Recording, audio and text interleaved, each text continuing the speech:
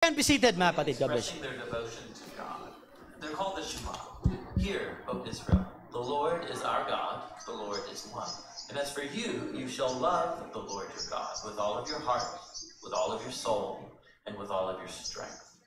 We're going to look at the third key word in this prayer, how Israel is called to love their God. But what does that mean? Love is a very common word in most languages, as it is in ancient Hebrew. It's pronounced ahava.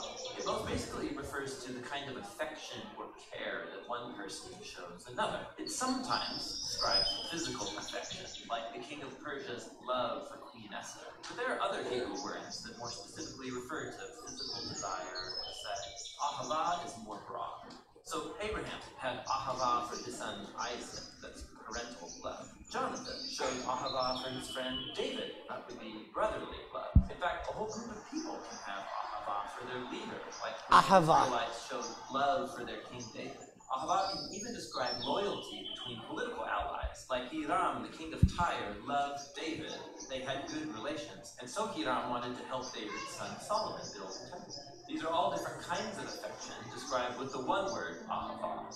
Now, all of this is helpful for understanding God's ahava in the Old Testament. So in Deuteronomy, Moses told the Israelites, God showed affection for you. He chose you because of his ahava for you. So God doesn't love because the Israelites earned it or deserve it. It simply originates from God's own character. He loves because he loves. This is why Jeremiah can say that God's love is everlasting. It has no end because it has no beginning. God's love just is an eternal fact. God's love is not a duty, it's a genuine feeling, an affection that God experiences. This is why the prophet Hosea compares God's love for his people to a husband's ahava for his wife, or to a parent showing ahava for their child. It's one of the strongest things that God feels. But that doesn't mean that God's love is just a feeling. God's love is also in action. It's something God chooses to do. Like when Moses says, because of God's ahava for your ancestors, he brought you out of Egypt with great power. God's love isn't just a sentiment, it is something God does. And so, in the Shema, Israel is called to respond to God's ahava by showing ahava in return. And just like God's love, human love is to show itself through action. Like in Deuteronomy 10, what does the Lord your God ask of you except to fear the Lord your God, to walk in his ways, to love him and serve him and to keep his commandments? All of these actions are centered around love. If I'm not doing them, I don't actually love God, I just say I do. Which leads to one last thing. In the Old Testament, I show my love for God by how I treat the people around me. In Deuteronomy, we read that God defends the cause of the fatherless and the widow, and he shows ahava for the immigrants among them, giving them food and clothing. And so you also show ahava for the immigrants. So the people are to imitate God's ahava by showing ahava for others. This is the idea underneath the famous line, you shall ahava your neighbor as yourself. And so at the end of the day, all of this is rooted in God's own eternal ahava. Like we read in the New Testament letter of 1 John, we love because God first loved us. And that's the Hebrew word, ahava. Tayo tayong lahat, mga kapatid. I like the word ahava. Now, I'm trying to use that, mga kapatid, but to simplify that one, love pa rin naman. And I know that this recently sa D-class, diniscuss na natin mga kapatid. With the help of God, ito po ay ating pong may pagpatuloy ngayon, mga kapatid. This is my first time. I don't know what happened, mga kapatid, but we are praying for the backbone of the church. Amen. Ako ang nag-devotion, ako ang naglikas, ako ang magpipreach ngayon, mga kapatid, no? So yung mga naka-assign natin lahat, medyo problema tayo sa ngayon. But we are praying for the youth department. Sana huwag na kayong tumanggi pag in-assign, mga kapatid. Dahil nakakahiya naman sa mga nanay-tatay na mas maraming obligasyon kaysa sa atin. No? But we are praying na naway matanggal natin yan, mga kapatid. Amen. Na 2023 na hanggang ngayon, ang hirap pa rin i-assign ng mga youth, mga kapatid. But, bahala na ang Panginoon sa inyo. Sabi nga ni Pastor Andrew, wag lang yung kasunod. Yung mga lagi mong sinasabi. Bahala ng Panginoon sa kanila. But we're praying, mga kapatid, no? Hallelujah. Na alam naman natin, mga kapatid, na kasama yan sa plano natin. Now, let's read mga kapatid, ating key verse. I will use in other translations, HCSB, dahil mas maganda yung pag-ano niya. Hindi naman siya part ng doctrine, so it's not a big deal mga kapatid. Wala naman din, hindi ba, dito na part. There's the reason why most of us, we are using, madalas ginagamit natin is King James dahil mas dikit siya doon sa original translations. Now let's read verse 11. This first paraphrase, mga kapatid. Whoever does not do what is right is not of God, especially the one who does not love his brother. 11, for this is the message you have heard from the beginning. We should love one another. Sabihin mo mga kapatid, we should love one another. Sabihin mo sa katabi mo, we should love one another. Amen. Verse 12, unlike Cain, who was of the evil one and murdered his brother. And why did he murder him? Bakit nga ba niya pinatay? Because his works were evil and his brothers were righteous. Kinamumuhian ng mga taong mga gumagawa ng masama, yung mga mabubuti, mga kapatid. Because hindi talaga magkakasundo yung dalawa, mga kapatid. Amen? That's why hindi ikalulugod ng Diyos yung mga kalikuan at mga gawang masasama.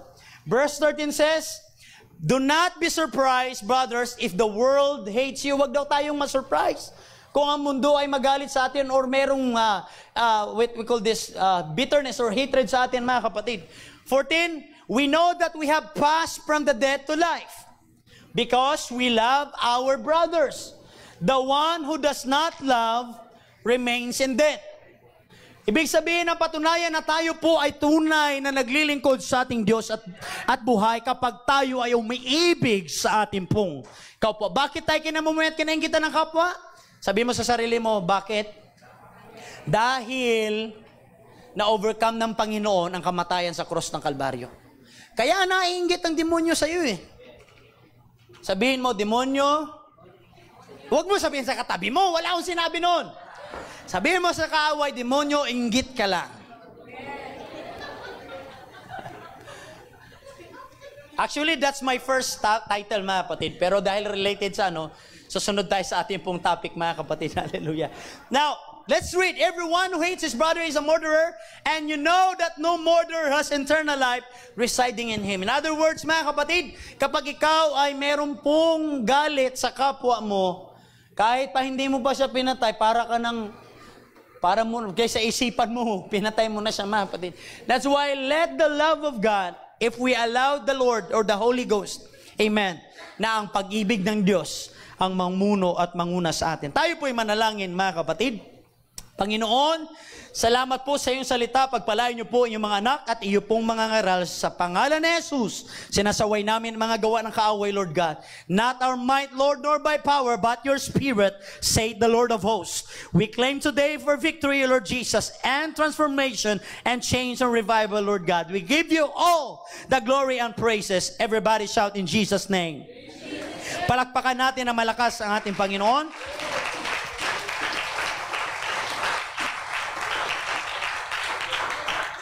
Meron pa pala, verse 16, mga kapatid. Importante, this is how we have come to know love. He laid down his life for us. We should also lay down ourselves for our brothers. If anyone has this world's goods and sees his brothers in need but closes his eyes to his need, how can God's love reside him? 8:10. Basahin natin sabay-sabay. 1, 2, 3, go. Little children, we must not love with word or speech, but with truth and action. Ito po ang ating pamagat ngayong umaga, mga kapatid. Loving the family. God bless you. You may be seated, mga kapatid. Lahat magsabing, loving the family. Now, we all know, mga kapatid, that kung pag-usapang pag-ibig lang o pagmamahal, kung pagyakap lang, badiriko at pagsabi ng hi, madali natin gagawin yun. Kayang-kaya natin, mga kapatid, magpanggap nga eh. Lalong-lalo na pagsabihin mo sa kaaway mo, I love you. In fact, before Judas betrayed Jesus, kinis pa niya, mga kapatid. Pero kapag kinutusan na tayo ng Diyos, si Sir Jen, mahalin mo si Brother Gerald Ginto ng buong puso, na kung ano ang bibilhin mo, bibilin mo rin sa kanya. Madali lang sabihin na, yakapin ko na lang siya. Madali mo lang sabihin na, I love you, brother. I love you, sister. Madali mo lang sabihin, regaluhan ko na lang siya. Pero kapag sabihin na inutos ng Diyos, mahalin mo siya ng kagaya ng iyong sarili, medyo doon na tayo umaatras, mga kapatid. Dahil marami ngayon, mga kapatid ko, hallelujah, na tayo po, mga kapatid, ay nagbulag-bulagan, agdat pikit-pikitan sa ating po mga mata, hallelujah, na since tagal na po natin naglingkod sa ating Panginoon, pero hanggang ngayon, marami pa rin pong bumabagsak sa atin sa pagdating sa pag-ibig sa ating pong kapwa, mga kapatid, hallelujah. Higit sa lahat sa ating pong mga mananampalataya.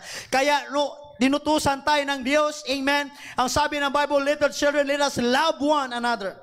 The disciples began to grow weary of the same words every time, and they finally asked him why he always said the same thing over and over and over. Sinabi lagi doon ng ating Panginoon, dahil ito ang dahilan, mga kapatid, because it is the Lord's commandment, and if this only is done, then it is enough. Ibig sabihin, kaya pinaulit-ulit ito ng Diyos, mga kapatid, dahil hanggang noong panahon na yon, marami pa rin mga disciples. Kaya nga pinaulit-ulit ng ating Panginoon na tanungin si Pedro, kung mahal mo ba talaga ako, Pedro? Mahal mo ba talaga ako, Pedro? Mahal mo ba talaga ako, Pedro? Nung naintindihan ni Pedro kung ano ibig sabihin ng Diyos, kaya doon siya nagpakumbaba, mga kapatid, at kanya pong na-realize na ang kanyang pag-ibig pala ay hindi lang sa salita at hindi lang napapatunayan, amen, sa kung ano ang ministry na meron tayo, but it will only prove if you love one another. Kagaya ng pagmamahal na yung sarili. Kaya nga kanina yung example mo, halimbawa ba, Sister Joanne, kaya mong bigyan ng regalo, amen, si Brother Gerald, ng iPhone 14 na kagaya ng gusto mong bilhin. Diba, mga kapatid, mahirap. Ano bang bagay na gusto mo meron ka, na gusto mong meron ka, na makakayanan mo kayang ibigay sa kanya, mga kapatid? Everybody say praise the Lord. You know what? When John hit this commandment of love one another again and again, 5 times, everybody say 5 times. 5 beses binanggit ni John, reminded the reader of Jesus' command to love one another. 1 John chapter 3 verse 11, verse 23, chapter 4 verse 7, and verse 11 and 12. Dito sinigurado ni John na maintindihan natin, mga kapatid, na ang pag-ibig ay hindi lang optional virtue, mga kapatid. Na hindi lang to optional virtue for na sa mga mananampalataya, but love is distinguished, mark that necessary ethic sa lahat ng po ng mga Kristiyano sa buong mundo, mga kapatid. If you read 1 John 4:8, dito po dinelivered ang final message na sinabi at pinako ni John, mga kapatid, that if you do not love others, you do not know God. Let me say that again. If you do not love others, you do not know God. Love is such an overused word sa panahon na ngayon, mga kapatid. Masyado na natin itong na-overuse. Madalas na natin sinasabi pero hindi tayo nag-iingat, mga kapatid. We say always, I love my dog, I love this one, I love tigers, I love cheesecakes, I love good book, I love this food, I love this restaurant, I love this phone. We use this always, mga kapatid. But no words can ever express the great and happiness and love, mga kapatid, na naranasan natin nung panahon tayo, mga kapatid ko, hallelujah, amen, na nagsabi ng I love you, na I love you nagmula sa ating pong puso, mga kapatid. In other words, yung pinakamatamis na I love you at tunay na nag-I love you ay mararanasan at mararamdaman ng sinabihan mo, mga kapatid. At hindi lang sa salita mapapatunayan yan, kundi din po sa gawa, mga kapatid, hallelujah. Because love it's not just a word. It is also action, mga kapatid. Everybody say, praise the Lord. Now, let us look the first example kung ano ang ibig sabihin ng love, mga kapatid. Number 1, biblical love seeks the highest good of others. Hindi lang puro sa kanya makasarili, mga kapatid. Because the expanded version of definition of love, mababasa natin sa biblical. In biblical love is self-sacrificing. Everybody say sacrificing. Caring, commitment na ipakita natin, mga kapatid, that it's seeking the highest good of the one we love. na hindi lang sa salita natin sinasabi na mahal natin ang ating pong pamilya, ang ating pong kapwa, kundi din sa mga gawa, mga kapatid. Mapatunayan lang na tunay ang iyong pagmamahal kapag meron pong kasamang gawa. Hallelujah. Dahil kapag sinasabi mo mahal mo si Kristo, dapat makikita din sa iyo na binabasa mo ang salita ni Kristo. At kapag mapatunayan mo na mahal mo si Kristo, sinusunod mo ang mga utos si Kristo, mga kapatid. Kaya tunay na sabi ng Bible, mapatunayan niya na mahal mo siya kung minamahal at iniibig mo rin ang kapwa mo, mga kapatid, na wala kang tinatangi, wala kang pinipili, na meron kang tunay na pagmamahal na kahit sino man siya. Everybody say praise the Lord. Praise the Lord. Kaya dito pinatunayan ng ating Panginoon. Bakit? Namatay sa cross ng Kalbaryo hindi lang para sa mga mabubuti, kundi para din sa mga masasama. Hindi pinili ng Diyos na itong aking pagsacrificial ay para lang sa mga mabubuti, kundi pati din sa mga makasalanan, para tayong lahat ay lumaya sa kasalanan, mga kapatid. Since biblical love is a commitment, therefore it may be commanded. This number 2, mga kapatid, reason. Christian love fulfills the command of Jesus. Everybody say Christian love. Dahil kung wala ang mga aral at mga turo ni Kristo sa kanyang mga followers, mga kapatid, that's why John restated the command of Jesus. This is the message you heard from the beginning. We should love one another.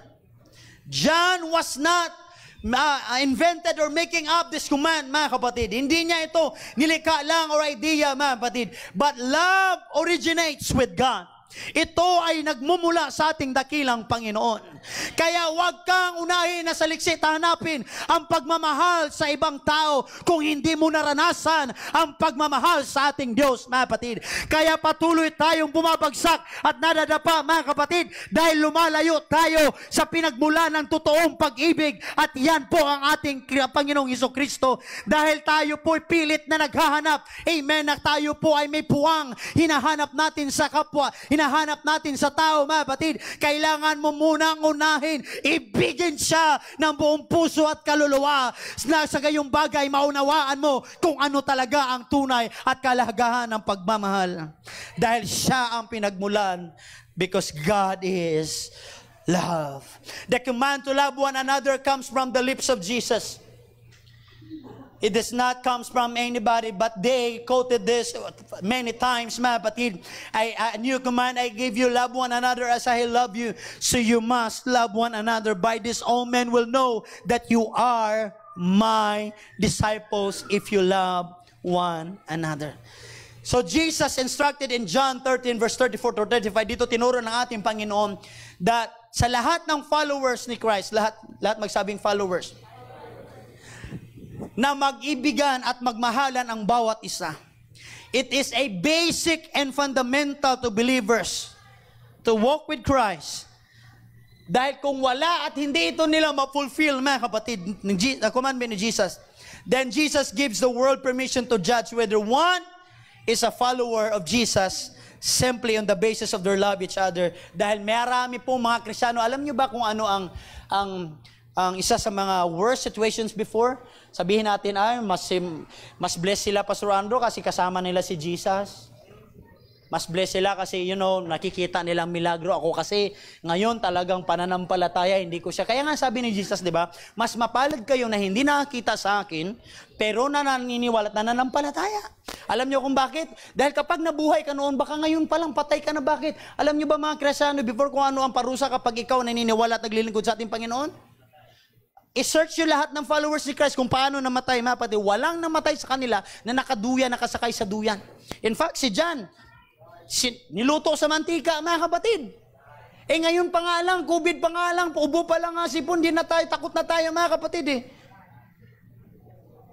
Ngayon pa kaya utusan tayo ng Panginoon na ipangaral ang kanyang salita, mga kapatid, na kung alam natin ang kamatayan, ang kapalit nito.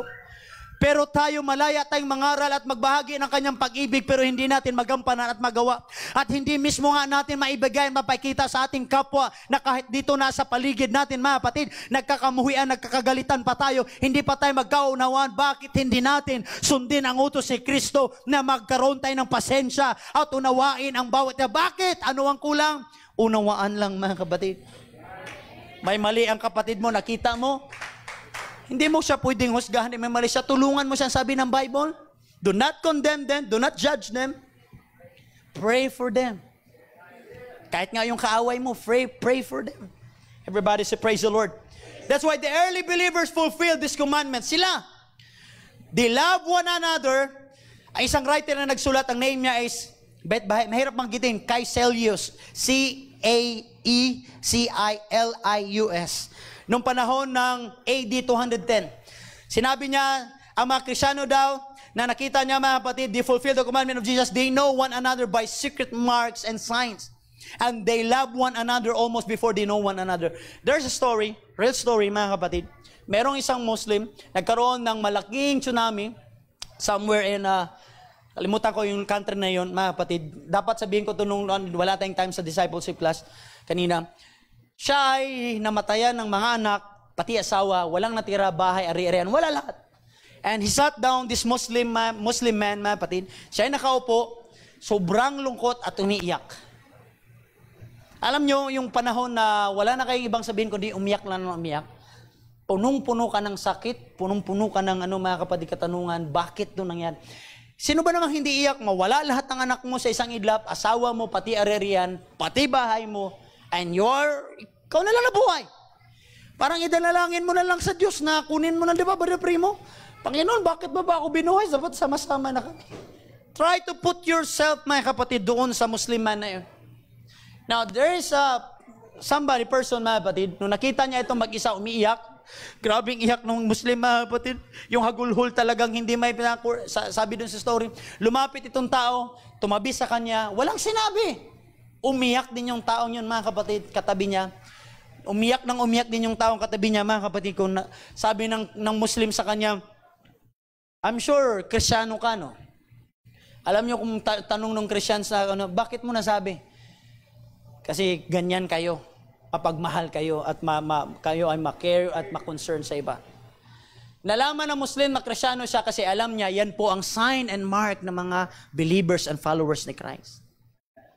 If you're really disciples of Jesus Christ, then if you're looking for the sign na ikaw ay anak at mananampalataya at followers ni Kristo, dito mo malaman kung sino talaga ang tunay na Kristyano, mga kapatid. Bakit? Baka hindi ka followers ni Christ. Baka followers ka ni Taning, mga kapatid. Dahil kapag sinalisik mo, pagka ninais mo na ay, namatayan si ano ay, nawalan si gano, matutuwa ka, abay, iba na yun, mga kapatid. Kaya sabi ng Bible, dapat ikaw din ay makipagsang-ayon, mga kapatid. Kung siya'y umiiyak ka din, malungkot ka rin, makikiramay ka rin, hindi yung ikaw din ay matutuwa kung siya'y bumagsak. Tulungan mo, itayo mo, ipag-pray mo, isuplayan mo, mga kapatid. That's why this early church, they fulfilled the command of Jesus Christ, mga kapatid. Why? Because they proved that they love one another. Hallelujah. Dahil maraming examples dito, mga kapatid, hallelujah, that mga outsiders or mga hindi po mananampalataya, they describe modern Christian. Kagaya kung kaparehas natin ngayon, mga kapatid, if you allow the unbelievers to judge you, handa ka ba sa isasagot ng mga unbelievers? If you try to ask your neighbor na hindi naglilingkod sa ating Panginoon, tingin mo, try to ask him, pwede mo ba akong husgahan? Kung ako may buti o masama? Lalo na yung mga taong mga kapatid. Baka sabihin niya, hala, Kristyano ka pala. Ngayon ko lang nalaman. Kasi nakita ko, kita ni Rigarillo na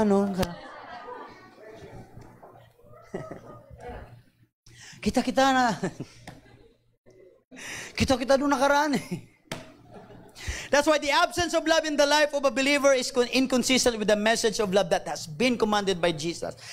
Christian love is foundational to being a child of God. Kaya kailangan mo ang pag-ibig ng ating Panginoon. Number 3, believers' love provides an assurance of salvation. Ganun kahalaga yung ikaw, sabihin mo sa sarili mo, ako.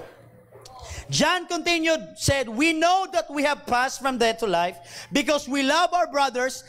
Anyone who does not love remains in death.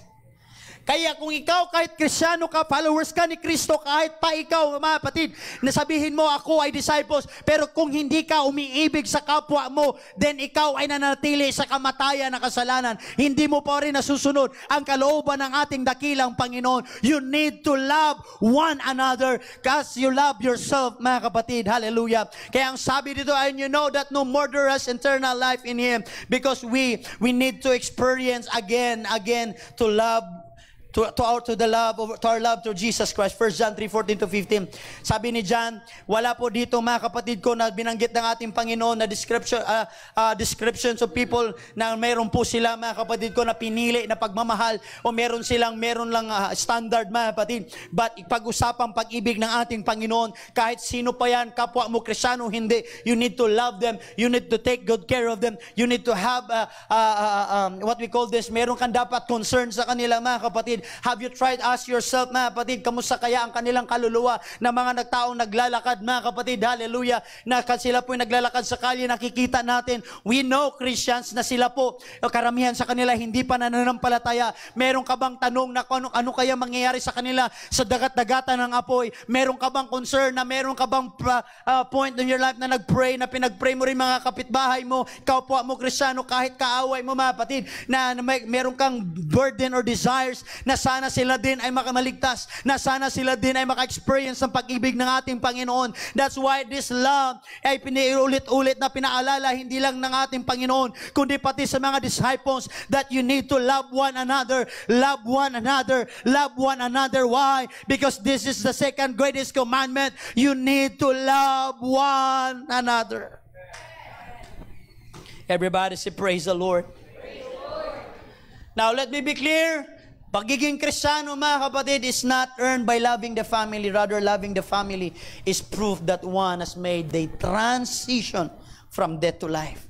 From a child of the devil to a child of God. Kaya ikaw, ako ngayon, bunga lang ng pag-ibig at pagmamahal at grasya ng Panginoon. Mula ka sa anak ng demonyo, ngayon naging anak ka ng Panginoon. Anak ka ng makasalanan, ngayon anak ka na ni Kristo na pinalaya at may buhay na walang hanggan. Kaya nga inggit lang ang demonyo sa iyo, mga kapatid. Sabi ng Bible, this is how we know that what love is. Jesus Christ laid down His life for us. 1 John 3:16. Laid down involves a deliberate, willful act. Everybody say willful. Kaya nga sinabi ko nakaraan, napakaraming pong talented, maraming gifted, mga kapatid, maraming mga taong will, experience, and knowledge, but the problem is, they are not willing, mga kapatid. Kaya lahat ng sumunod kay Jesus Christ ay willing. Jesus fed the 5,000. Alam niyo kung ilan lang sumunod kay Kristo doon sa prayer mountain? Only the disciples. Hindi man lang umabot ng 100. Iba lang umabot ng 200. And you know what? Kung ilan ang umabot doon sa cross ng Calvary, sino lang? Isa lang. May isa lang naniniwala sa kanya sa cross of Calvary. In fact, yung ibang disciples doon, tinanggi pa siya. In other words, if you want to prove the love of God, kailangan mong patunayan yan sa kapwa mo, mga kapatid. Kailangan mong tignan ang bawat sulok at bawat isa. Dahil hanggang ngayon sa paglilingkod mo sa Panginoon, hindi mo pa sila kilala. Bakit? Dahil pinipili at tinatangi lang natin ang ating sinasamahan. Ang gusto lang natin ay yung tayo din po, mga kapatid.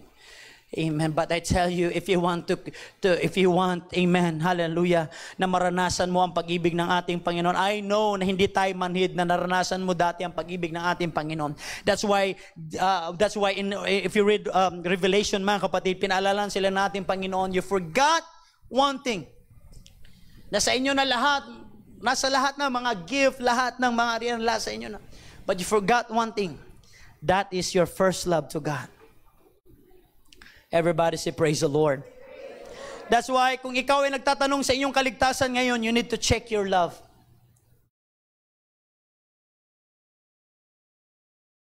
If you are concerned, Lord, ligtas kaya ako, then you need, mapatunayan mo yan sa iyong pong pagmamahal, mga kapatid. If you don't love your brother, then check then check your salvation, mga kapatid. Because loving others, especially when they are unloving and don't deserve, it is a sign that you are part of God's family. But how do I know what love is? Parang kanta, no? I don't know what love is. Parang ganun, eh. You wanna show me. Yung ba yun? Kunwari pa kayo, kinakanta niya sa video, okay. Kita ko nga doon sa New Year, yung mga backup natin, kung bakanta pa ng ano. I know what love is. Show me. Diba? Paano mo malaman ang tunay na pag-ibig, Brother Justin? Ano ba, Brother Justin? Ay, wala. Ay, doon pala sa likod. Ay, wala. Pakita mo. Amen? Hallelujah. Kaya nga si Kristo namatay sa iyo dahil pinakita niya, hear me, hindi niya pinili, time na, hindi niya pinili kung sino ka, kahit gaano ka pa kasalanan, mabuti ka o masama, iniligtas ka sa krus ng Kalbaryo ng Panginoon. Second to the last, Jesus' love is illustrated by His sacrifice. This is the best example, mga kapatid. Pinakita ng ating Panginoon dito, mga kapatid, yung part na to. Amen? If you want to portrait of love, then look the life of Jesus. Wala nang iba. Wala nang best example, mga kapatid. He illustrated love by the life He lived. He never showed hatred or malice. He only got angry over injustice, but that was motivated by His love for people. He went out of his way to help even those His fellow Jews despised Him. He crossed racial, cultural, and geographical barriers to care for people. He reached out to the unlovely and castaways of the world. But the ultimate expression of His love was when He went to the cross, sacrificing His life for us. I, for one, didn't earn it or deserve it. It is us, Jesus, were us. How much do you love humans? Ang sabi ni Jesus Christ, He did not speak the word. If you ask Jesus, gaano mo kamahal ang tao? He stretched out His arms and said, this much. The cross of Calvary speaks it, mga kapatid. Dahil ang tatay handang mamatay para sa anak. Ganon din ang yung Diyos Ama sa itaas. A picture of a cross of Calvary is worth 1,000 words. Look to Jesus and you will see the very embodiment, the personification of love. I know bakit kaya maraming umiiyak dyan, but in other side, masaya din dahil pinalaya tayo dahil sa pag-ibig ng Panginoon. But hindi mo mapigilang umiyak dahil inibig ka niya kahit hindi ka kaibig-ibig. Everybody say praise the Lord. Ibig sabihin lang yan that I must make the ultimate sacrifice. Paano, Pastor John? To show my love for the family. Everybody say praise the Lord. Kaya kayo mga anak, kung gusto nyo matutong mahalin ang kapwa mo, una nyo munang pag-aralan mahalin ang mama at papa nyo. Dahil hindi natin kayang ibigin ang labas, kung hindi natin kayang ibigin yung nasa loob. Hindi po dahil masama si mama, si tatay, no. Kailangan mo pa rin silang mahalin. Last part, I'm about to close, mga kapatid. Christian love expressed by, everybody say, action. Personal and practical. Now, kailangan natin harapin, mga kapatid, ang katotohanan that most of will not be called upon to make the ultimate sacrifice, but we can make small sacrifice of love each day. Big sabihin, marami mang kaya, Lord, I want to give $10,000, Panginoon. Yun tayo, pabida-bida tayo, hilig natin yan eh. Gusto natin yung tayo lagi nasa taas. Ako na yan, pastor. Ako na bahala dyan. Kailangan nyo ng sasakyan. Sige. Gusto kong patunayan ang pagmamahal ko. Kaya nung may nagbigay na mayaman at saka pulubi, mas inunor ng Panginoon yung, hindi dahil sa amount na binigay nila, kundi dahil sa puso at sa ugali ng pagbibigay, mga kapatid. Dahil anong silbi na malaking pagbibigay mo kung puro yabang ang nasa loob mo, mga kapatid? At alam ni Kristo yan. Hallelujah. Kaya nga masasayang ang sacrifice natin. But if you give whole heart, alam nyo kung bakit? Dahil yung pulubi, wala nang iba pang natira sa Kanya, kundi yun lang binigay pa niya sa ating Panginoon. At alam ng Panginoon yun. Pero tayo, meron tayong goal, love offering. Pipiliin natin yung sino ba yung tao na sa 20? Yung pipiliin natin yung mga maiingay. Hallelujah. Okay pa, may malaki pa akong natira. Pero itong pulubi na nagbigay mga kapatid para sa ating Panginoon, wala siyang tinira. Lord, ito na lang sintabo na titira sa akin. Pagkain sana namin to ng anak ko, pero I want to give it to you. And God honored sacrifice and love offering. Mas pinagpala ng Diyos yun, mga kapatid. Kaya wag tayong magmalaki, magmayabang sa ating pong mga sarili, mga kapatid. Dahil walang silbi ang magandang barong natin kasuutan, lahat ng bahay, lahat ng kagwapuan, kagandahan, kung wala tayong pag-ibig sa ating Panginoon. Mapapatunayan lang na mahal mo siya, hindi lamang sa pagsasalita, kundi sa gawa, mga kapatid. Kung tunay na mahal mo ang ating Panginoon, wala ka dapat, mga kapatid, pinipili. Wala ka dapat binibigay na limitasyon. Dahil ang Diyos na nag-ibig sa iyo, hindi ka niya tinipid. Hindi ka niya binigyan ng standard. Minahal ka niya dahil mahal ka niya. Kahit hindi ka kaibig-ibig, minahal ka ng Panginoon. At inibig ka niya ng wagas at totoo na pagmamahal. Hindi ka niya pinili, hindi ka niya binigyan ng limitasyon, mga kapatid. Kaya sabi ng awit, diba? The love of God abounds in me. I'm so glad He saved me. He died for me. He died for me. Saan paraan? On the cross. Just to let you know. That, ano yung kasunod doon? Just to let you know that His love will be mine forever. Diba, mga kapatid? That's why today, if the Lord will allow you to, everything you have, mga kapatid. Dahil tayong mga Kristyano, mahal kita, Panginoon. Iniibig kita, Panginoon. Pero hindi naman tayo willing mag-pay ng sacrifice. Sa anong paraan? Hindi nga tayo magkaya mag-pray ng 1 hour a day. Sabi ng Panginoon sa mga disciples, at least, pray 1 hour a day.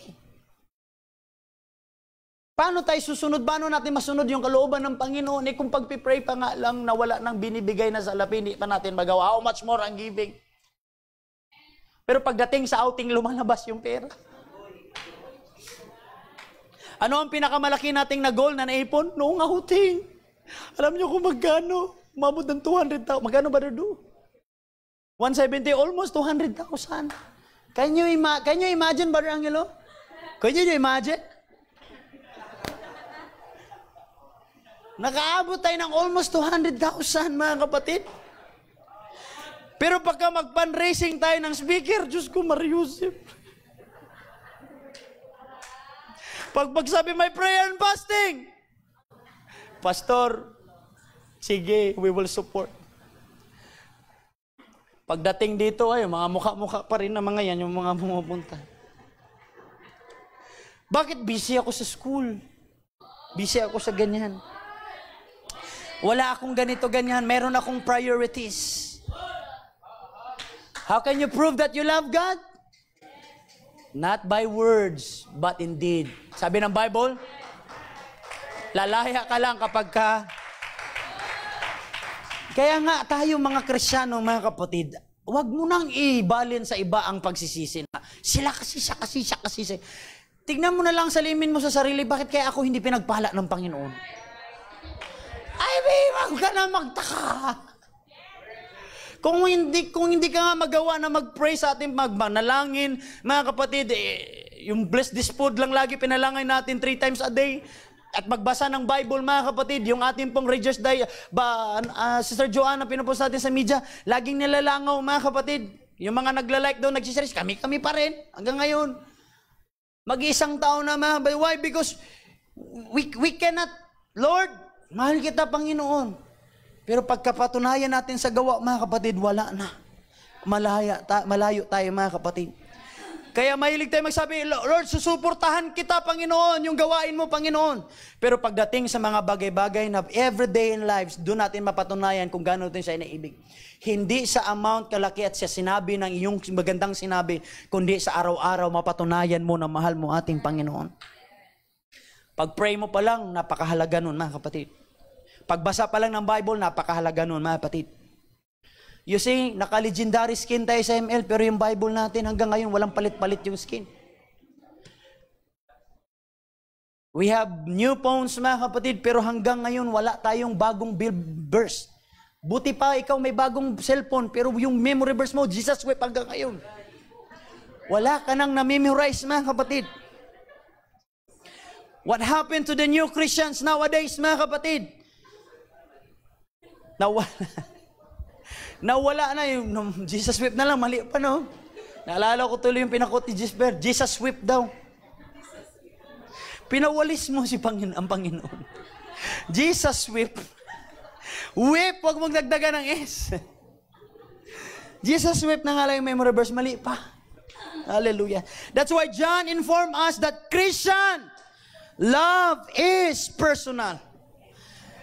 John does not interesting thing in this verse, but he speaks of brothers plural in verse 16, but makes dito pinakita ni John in verse 17, when he speaks of brothers singular, he knew then what we often say today, it is easier to love mankind than it is love that man that lives with me.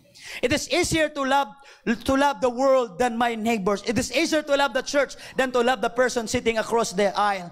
It is easier to be enthusiastic about humanity with a capital H, mga kapatid, than it is to love individual men and women, especially those who are uninteresting, exasperating, depraved, or otherwise unattractive. Loving everybody in general may be an excuse for loving nobody in particular. But let us face this, mga kapatid. Hallelujah. It's some people are hard to love.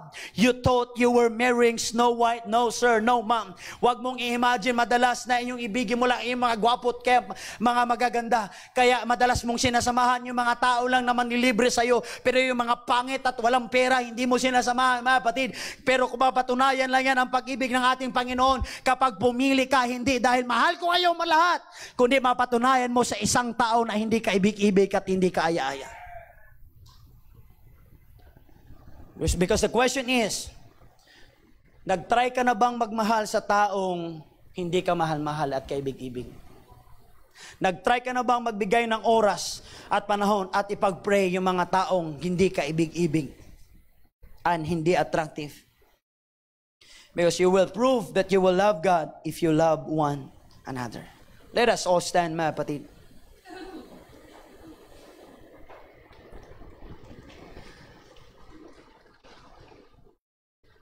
Second to the last verse.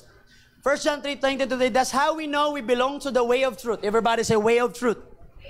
And when our hearts make us feel guilty, listen to this. Because all of us here right now, aminin natin hindi, we are guilty. Everybody say, I am guilty, Lord. Lahat tayo dito bumagsak, mga kapatid, sa pag-ibig sa kapwa natin at sa ating family. The church, the family of God. Your family, mga kapatid. But the Bible says that's how we know we belong to the way of truth. And when our hearts makes us feel guilty, we can still have peace before God. Because God is greater than our hearts. And He knows everything. If you read this whole chapter, mga kapatid, you will realize, hallelujah, na tayong lahat walang exempted, kaya pinaulit-ulit ni Kristo na dapat nating ibigin ang bawat isa, mga kapatid, na sa gayong bagay ating matutunan na kung tayo at mapatunayan na tayo ba talaga ay nagmamahal sa ating dakilang Panginoon. Dahil kung kaya mong magbigay sa ating Panginoon, sa iyong sarili, sa iyong mga mahal sa buhay, how much more din sa mga taong hindi panaligtas, hindi attractive, mga taong hindi mo kayang kasamahan, mga kapatid. Then today is the day na kailangan mong piliin yung mga taong hindi ka pili-pili, yung mga taong hindi mo pa nasamahan, yung mga taong hindi mo pa nalilibre, at yung mga taong hindi mo pa naiibig. Last verse says, sabi ng Bible, John 13:30-45, a new commandment I give to you, love one another as I have loved you, so you must love one another. By this, everybody say this. Yes. Everyone will know that you are my disciples if you love one another. Let us close our eyes, mga kapatid. Taas natin nating kamay. Panginoon, patawarin niyo po kami, Panginoon, sa aming mga kasalanan. Gayon din, Ama, kami turuan mong umibig, Panginoon, sa aming kapwa. Higit sa lahat sa aming pong pamilya, Panginoon God. To the church, to the family of God, at sa aming pong mga relatives, sa aming family, at higit sa lahat sa mga taong hindi kaibig-ibig, Panginoon. But teach us your way, O Lord Jesus Christ. Your kingdom come. Thy will be done in earth, O Lord God. I pray, Panginoon, that you will deliver us this evil generation, O Lord. Na kami ilayo mo, Panginoon, sa kapahamakan. Bagos kami, Panginoon, turuan mong manalangin at unahin ka na sa gayong bagay ang pag-ibig mo, Panginoon, ang manguna sa amin pong bawat isa. Na sa ganitong pamaraan ay kaya din naming ibigin ang aming kapwa. Dahil hindi namin kayang ibigin ang aming kaaway, ang aming pong kapwa kung wala ang iyong pong pagmamahal. Turuan mo kami, Panginoon, maalala at saliksikin at hanapin ang unang pag-ibig na iyo pong pinaranas sa amin, Ama. Ayaw namin na ito'y mawala, Panginoon. Higit sa lahat, ikaw ay mawala, Panginoon, Lord God. Ayaw namin na manatili kaming hipokrito, Lord God, na sa ilang taon na kami naglilingkod, Lord, hanggang ngayon, hindi pa rin namin napapatunayan ang aming pag-ibig sa bawat isa sa aming pong pamilya, kapwa. Higit sa lahat, Lord, Amen. Ikaw po, O Panginoon, ang Diyos na magbago at magtulong sa bawat isa sa amin, that you will give us a change of heart and transformation in our mind, O Lord God, and that is the true revival, O Lord. We are praying and asking you, God, that you will free us, Panginoon, at ikaw, Panginoon, mag-alis sa amin ng kahirapan at kaisipan. But I pray that you will change our perception, our mind, the way we think, God, because it is not hard to love, Amen, to the person who is unlovable, if we have love, Panginoon, na galing sa iyo. That's why help us to seek you every day, Lord, so that your love will be established sa amin pong mga puso't buhay. We give you all the glory and praises. Everybody say in Jesus' name.